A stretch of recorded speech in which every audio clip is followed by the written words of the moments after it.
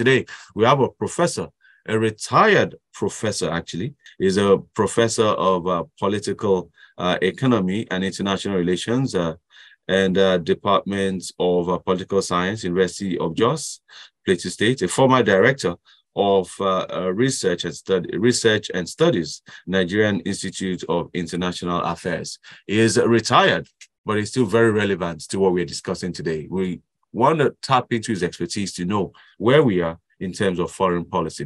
Let the conversation begin. Prof. Ali, good morning, sir. Good morning. Yes, sir. And thank you for joining us today. It's a pleasure having you. It's a pleasure to be here. Thank you for having me. All right, sir. So let's go straight into this. We're having a new government in power from next week, 2 Mondays from now, and it's important that we know where we are as a people. Looking at Nigeria's foreign policy, let's start from, let's flip the coin a bit. What are the lessons you believe he needs to take away from Nigerian foreign policy as it stands today? Thank you very much. Well, there are many issues, actually. If you look at the international system, you will discover that there has been some, what we may even call seismic changes in terms of realignment of forces, in terms of the polarity of the system. The Americans will want to believe that the unipolarity, which has been celebrated since the collapse of the Soviet Union in 1991, is still subsisting. But we can all attest to the fact that since the end of COVID-19, it has become more pronounced that the international system is a contested terrain. There are many forces, not just the fact of the emergence of China as a major contender to global leadership, but we also have so many other countries fighting for recognition and for position on the international scene, such as Russia, which the Americans want to believe is completely out of and they want Russia out of the picture, such as Germany and such as Saudi Arabia. If apart from these countries we mentioned, there are those, of course, aligned to the Americans who believe in American hegemony. But you know that American hegemony is being seriously challenged on many fronts, economic fronts, military fronts. Although we recognize the Americans have the greatest network of military presence, they have people talk of hundreds of American bases all over the world, huge investment in armaments. But the main issue now, the main battle in the international system is on the economic front. And this is where China comes in. China has upstaged America in Africa, has moved in surreptitiously in many African countries, providing what we like to call cheap loans to American countries, providing attractive investment packages in infrastructure, and also making huge investments in other sectors, solid mineral, power, and so many other areas. In fact, agriculture also in Africa. These, to me, are the challenges of the international system, which puts and should put a lot of pressure on the incoming administration, because honestly, we have not related well to the emerging scenario in the international scene. It's in fact as if we are not conscious. Take, for example, BRICS. This Brazil, Russia system China, that has become so huge. So Africa. Many countries. Every day you open, you will see one country has applied or joined across the world, from Europe to Asia to Latin America, even here in Africa. Saudi Arabia is going in. Egypt has applied. South Africa, of course, is a solid member since it was invited in. Yeah. But Nigeria, what have we done with BRICS? Are we in BRICS? Have we applied? Are we in the pipeline? No. So this is a major issue. Look at the war in Ukraine. What is our take? Are we aligning with the West? Of course, obviously, we are not openly aligning with the West in Ukraine. Actually, if you see the different votes in the United Nations, we are like urging General Assembly, you know, all those condemnations, we refuse to condemn, but again, and now the big one, Sudan. Sudan is a major challenge to us as a major continental power, with a great deal of influence on the continent, and a major role is expected of us in Sudan. Yeah, exactly. Are we playing that role? No, not visibly. Not visibly. And even though, you know, the Buhari regime has been very successful in promoting Nigeria's influence in West Africa, in the sub-region, that is understandable. We foot the bill, we play over 50% of ECOWAS bill, and many ECOWAS countries believe in our leadership. We have been instrumental in resolving conflicts. And let me even go back and say, since the end of apartheid, the major challenge for Africa is development and putting an end to impunity. You know, before that 1991 collapse of Soviet, you know, all over the place, we have military rule all over the place with a lot of excessive parade of impunity in governance. So fighting impunity, putting an end to military rule was a major challenge for us. And as Nigeria, we embark on democratic reconstruction in the country, we continue to extend that campaign across the region. So you can see we have been instrumental in Cote d'Ivoire, in not to talk, of course, we can even talk of Liberia, Sierra Leone, Guinea-Bissau, Niger Republic, everywhere we have found. Prof. Ali, you've spoken about, you said something that hit home to me, and where you said that, of course, we're a major player in West Africa, but as expected, because we foot the bill. Beyond footing the bill in West Africa, which, of course, we are the strongest, expanding it to the other African, to the entire Africa, do we still, wield the same control and respect and dignity amongst the Committee of Nations in Africa, like we did in the past, where we were there for Rhodesia, we were there for South Africa, we were a major, voice when it comes to African politics. With the emergence of the Algeria, the South Africa, and other countries, similar countries, are we still that respected as a nation? No, we are not that respected.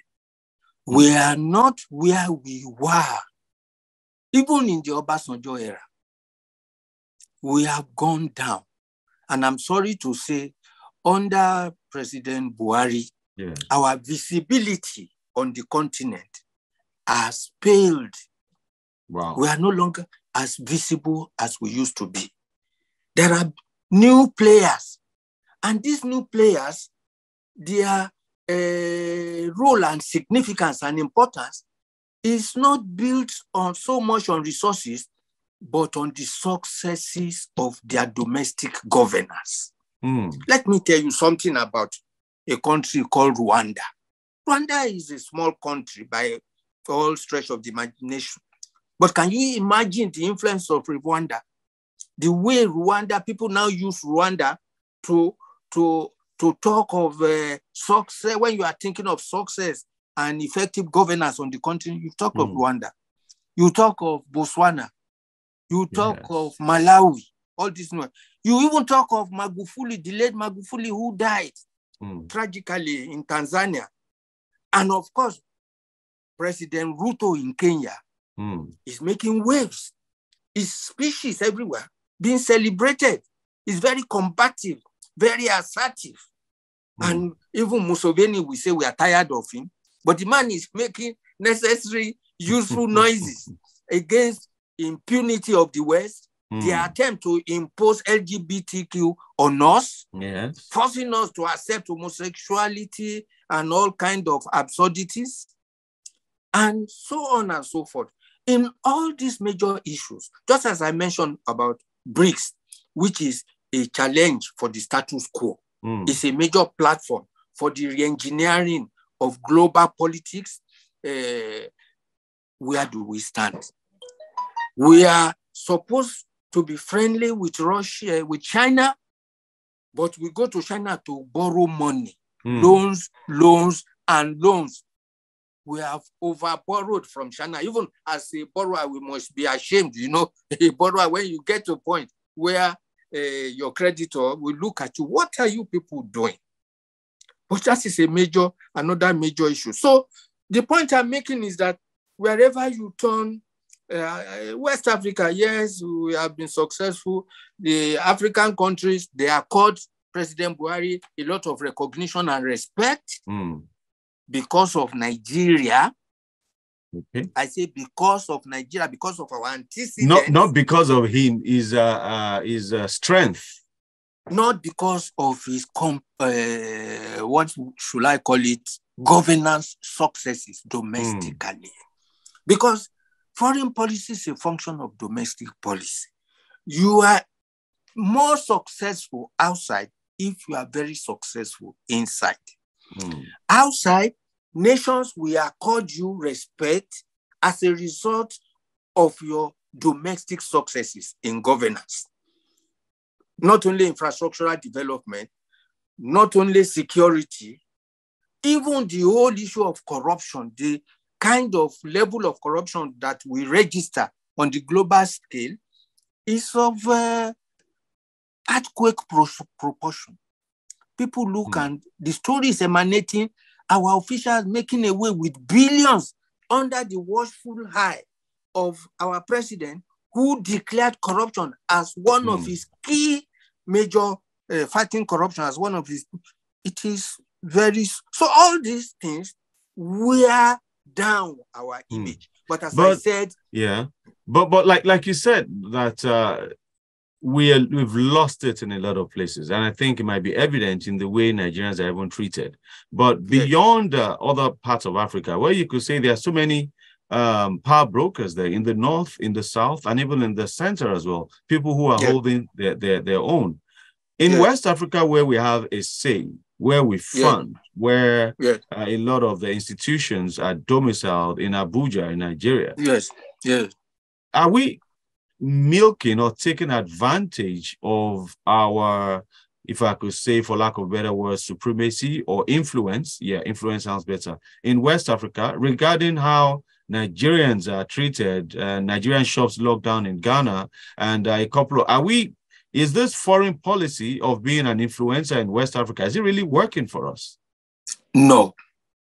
Because you see, there are so many things that we take for granted. For example, in the past, many West African countries defer to us as if it is our entitlement. But it is now as if many of these countries are growing up showing bold face to Nigeria. Ghanaians lock up our shops in Ghana, of course, not only because they are Nigerians, but also, so you must agree, some of our citizens also, they go to extreme in terms of the way they behave in all these countries. And also, look at the issue of African Continental Free Trade Agreement. Everybody was thinking Nigeria will host that big organization. Have you asked yourself why it went to Ghana? It went to Ghana because of our failure in domestic governance. And that is why then we went ahead. We had this 2020, we locked down the border, we closed the border, which infuriated. You see, we are a major, should I call it, source of economic progress and development in many West African countries. So when we lock them out of our economy, for obvious reasons, this is the question about Nigeria. You have to recognize objectively the challenges we face and our approach to this. I mean, the challenges of the complexity of the system, the international system, West Africa, Africa, the challenges and the complexity of the system, and the instruments we deploy to understand and manage these challenges. Honestly, we have not put our best foot forward. We have not arranged our best brains to brainstorm and work on our foreign policy.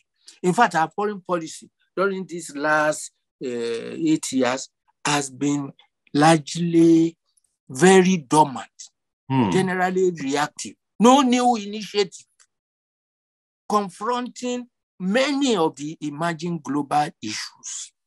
We have climate change. We say we are promoting energy transition. We have informed ideas about how we are approaching climate change. We have ideas about how we should engage the US. Don't you know, under Obama, we were completely shut out of US. They refused to even supply us after we even paid. Yeah. Even under Trump is a mercantilist president, anything for money. He has agreed to sell us this Tucano jets. We paid. Do you know how? Up to now, we are in limbo. And the new president, President Biden, has shown a lot of enthusiasm, has agreed to supply us, and has given us a kind of window, the last African summit. All the major countries, they are organizing Africa summit now. Russia had, Japan had, Spain had, France had, US had. They will invite us. All our presidents will go there. They will give us a lot of principle. China has focus on China-African cooperation, FOCAC, which China started. Now every country is running around and trying to do their own kind of Africa summit and creating what they call strategic partnership. They will propose it, they will sign it. We will ask, what is in this strategic partnership for Nigeria? For Nigeria. So all we do is the show, and we don't really see any substance. Honestly, we don't see. And our institutions are badly coordinated, if you allow me to use that word.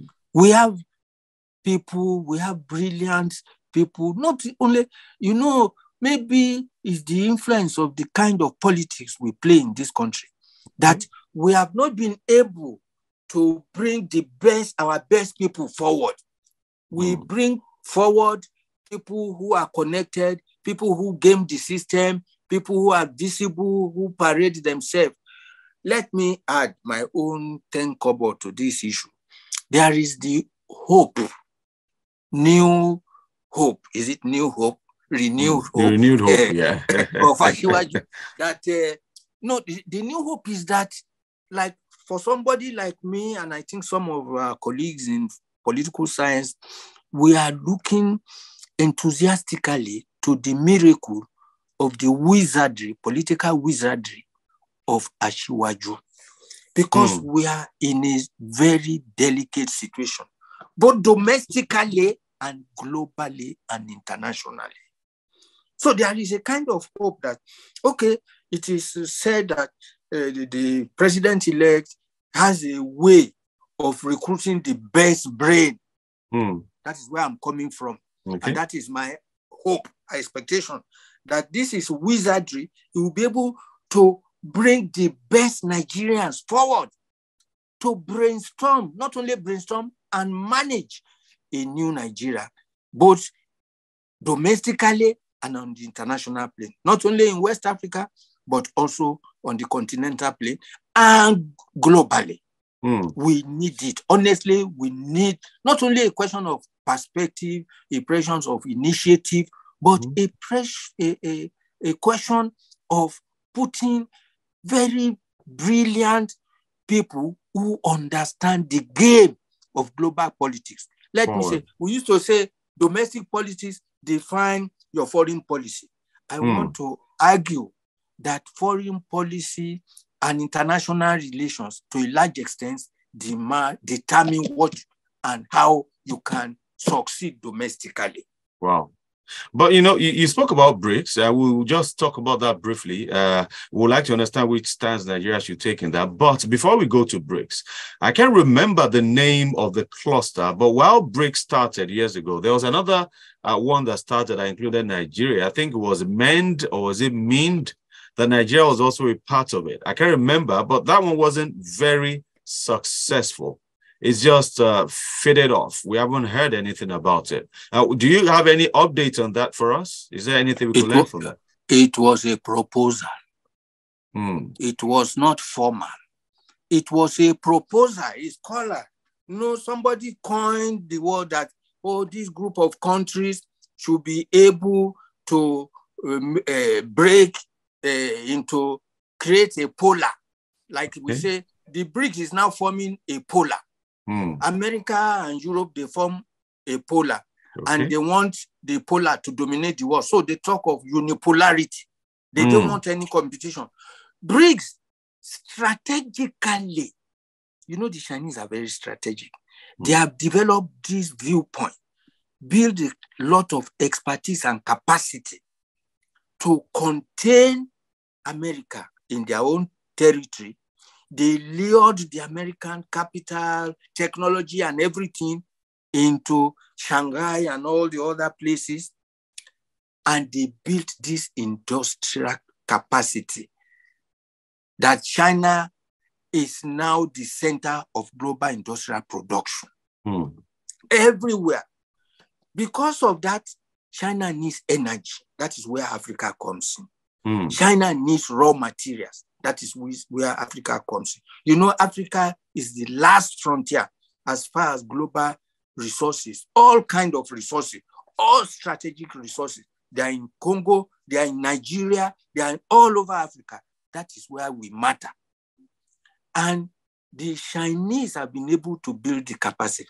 But this man was proposed, actually, Nigeria should be in BRICS. I was going to ask that. Why South Africa? Why not Nigeria? Why not BRIC instead of BRICS? Well, they did not invite Nigeria. And they didn't. Why did they? China and Russia and Brazil, those who initiated BRICS, they were BRIC before, until they extended an invitation to South Africa. Why? What was special about South Africa? We have the money, we have the expertise, we have the population. We have population, we have money, we have technology. They are all not well managed or primed to achieve global success. South Africa is ahead of us in terms of capacity to meaningfully engage the world. You see what I mean? Just like we see all these our young boys with Nollywood, they are self-sponsored. All these boys, Davido, all of them making waves, they are self-sponsored. What is the investment? I'm talking about the brand of aspect of Nigeria that is globally visible. What is the investment of federal government in this evolving global capacity in the entertainment industry, which our youth have developed? And look at our youth in startups, coming up with so many apps, creating so many ideas, initiatives in the tech space. How many of them are coming from the incubators of the federal government? None. So these are the issues. South Africa, they are more organized. The apartheid regime built a very sophisticated, you can say, first world administrative structure. Luckily, Mandela, with his Rainbow Coalition, was wise not to tamper with the apartheid governance structure. That is why you see people like Malema, that young man, Malema, yes. that freedom fighters, yes, economic freedom fighters in South Africa. They have been fighting that since apartheid ended. They wanted the apartheid structure destroyed. Meaningfully so. They are correct to fight for it. But successive governments from Mandela, Mbeki, and now we have Ramaphosa, they are all careful not to tamper with that structure because it delivers effectiveness, global visibility, and a lot of global attraction. That is why BRICS didn't come to us. Let me tell you one story. All right, sir. During the 2008 global economic crisis, G20 was formed, and they invited so many people. There was this interview that Guardian conducted. It was President Umaru Yar'Adua. He bemoaned the fact that Nigeria was not invited to G20. It was assumed that we qualify on the basis of what you just read, population, resources, on the basis of potential. What have we done with the potential of what we have? We have money. Our money is stolen by our officials. We have human capacity that we have not been able to deploy effectively, appropriately. Let me tell you, I can tell you that our country, we have talents working on all force all across this country in any sphere, but they are not appropriately deployed. So we continue to play not even second 11 or third 11. We are no player at all where it matters. That is my conclusion. And that is the challenge we have on the table for the incoming administration. As I said, the talk out there is that, yes, this man was given us by God. I will add the God factor. Because you see all the things he had to. So they say, oh, he's very brilliant in using capacity, in identifying capacity, in deploying capacity to productive ends. So I'm waiting. Wow.